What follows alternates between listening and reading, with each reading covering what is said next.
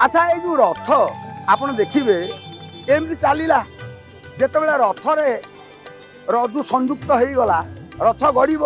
ये रजुटा कौन पुणी ना ये रजुर संख्या जहाँ हो पछे तीनटा रजु मनीष शरीर को आगु को नौ कि पछक नौ ए दिग को नौ से दिग को नौ तीनटा दौड़ी तीनटा रजु कौन लगी ना त्रिगुण रज्जु करे धरी त्रिगुण रज्जु करे धरी मृगी नचाए नर हरि सत्व रज एवं तम ये तीन गुण तीनटा दौड़ी ये मनीष शरीर रूपक रथ को इे सियाड़े सियाड़े आड़े टाणिक नौ